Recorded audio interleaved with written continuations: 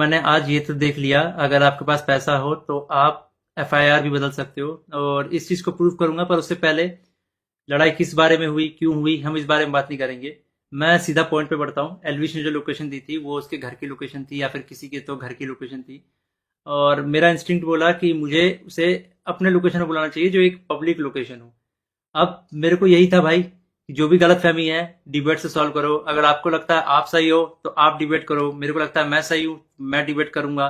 तो कुल मिला के शब्दों से ही जीतना था इस चीज को। और मैंने पूरी तैयारी की थी।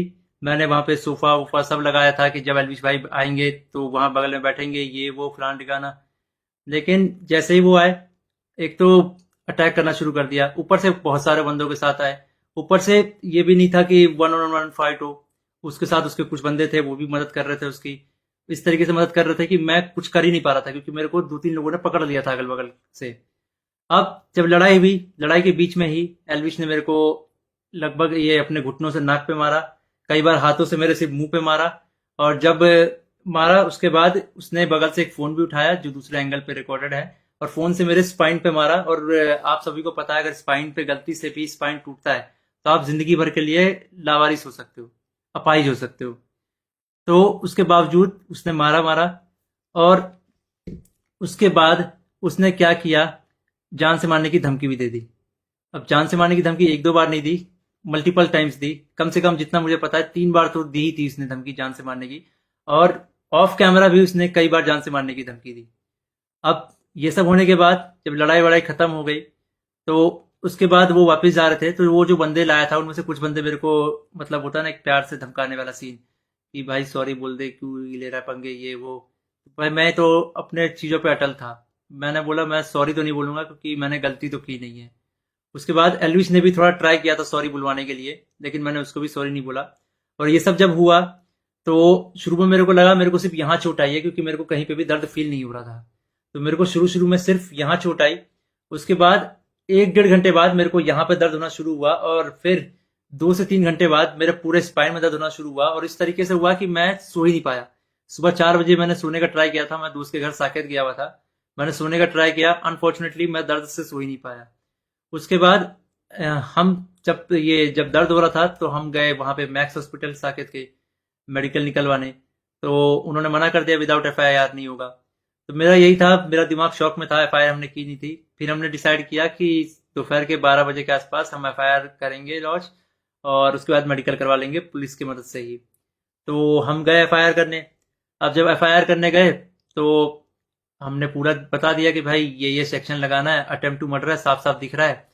तो वो जो एसएचओ थे उन्होंने बहुत अच्छे से बात की। उसके बाद एसएचओ अपने इंस्पेक्टर के फोन में कॉल करते हैं, बोलते हैं कि पूरा इसको ना पब्लिक मत करना, गुप्त तरीके से रखना, हम लोग गुप्त तरीके से लड़ेंगे। मेरे को तभी डाउट था कि एफआईआर को दबाने की कोशिश की जाएगी, और वही हुआ। अभी मैंने एक आर्टिकल पढ़ा जिसमें एलविश के ऊपर एक भी वो सेक्शन नहीं लगा जो मैंने एफआईआर में लिखवाई थी। अटेम्प्ट टू मर्डर का एक भी सेक्शन नहीं है उसमें। तो कुल मिला के मैं क्या समझू, अगर आपके पास पैसा हो तो आप एफआईआर भी बदल सकते हो। मतलब हरियाणा में इस तरीके से गुंडागर्दी चल रही है कि एक बंदा आता है, मारता है, और उसके खिलाफ कोई एक्शन नहीं होता, उसको पुलिस पकड़ के लेके नहीं जाती। यहाँ पे इस बात को 24 घंटे हो चुके हैं, और वो बंदा अभी हंस रहा होगा कि उसको कोई पकड़ के नहीं ले गया, उसको फर्क ही नहीं पड़ा होगा। मैं हरियाणा के सीएम खट्टर जी से रिक्वेस्ट करना चाहूंगा कि इस गुंडे एलविश यादव को अरेस्ट करवाओ। इसका बैकग्राउंड बहुत खराब है, जिस तरीके से यूथ को इंस्पायर कर रहा है, वायलेंस को प्रमोट कर रहा है, उससे साफ साफ पता लग रहा है यूथ बहुत गलत वे में मोटिवेट हो रही है इससे, और ये चीज बहुत ही खराब है। तो खट्टर जी, मैं इंडिया के कानून पे बहुत भरोसा करता हूँ, लेकिन अगर यहाँ पे नाइंसाफी हुई तो एक तरीके से बहुत सारे लोगों को ये तो समझ में आ जाएगा कि इंडिया का कानून सिर्फ गरीबों के लिए बना है, अमीरों के लिए नहीं बना है। तो मैं नहीं चाहता कि ये कानून भी, ये एफआईआर भी दब जाए। और साफ साफ पता लग रहा है दबाने की कोशिश की जा रही है इस एफआईआर को। अगर ये एफआईआर दबता है तो ये इंडिया के कानून की हार है। मैं आप लोगों से रिक्वेस्ट करूंगा, गुरुग्राम पुलिस को और खट्टर जी को इस ट्वीट में टैग करो, और उनको रिक्वेस्ट करो कि एलविश यादव को जितनी जल्दी हो सके, इस गुंडे को जितनी जल्दी हो सके अरेस्ट करा जाए। क्योंकि अगर कोई भी ऐसे मार के निकल जाएगा और फिर अपने स्टोरी में डालेगा कि भाई वर्क डन, तो खुल्लम खुल्ला यही है कि वो वायलेंस को प्रमोट कर रहा है, और उसको पता है कि उसका कोई कुछ नहीं बिगाड़ सकता। तो एक तरीके से ये इंडिया के कानून की हार है। तो अभी जो मैं एफआईआर लिखवा के आया था, मुझे उसकी कॉपी भी नहीं मिली और मुझे लगता है मिलेगी भी नहीं। बोला तो वैसे सुबह मिल जाएगी, लेकिन आई डोंट थिंक सो, क्योंकि आर्टिकल में साफ साफ दिख रहा है कि एफआईआर के जो सेक्शन है वो बहुत अलग किए गए हैं। तो इंडिया के कानून का मजाक ना बने, तो आप लोगों से एक आखिरी बार रिक्वेस्ट है, सीएम खट्टर जी को गुरुग्राम पुलिस के ऊपर टैक्स अटैक किया जाए, ताकि ये मामले को वो लोग सीरियसली ले।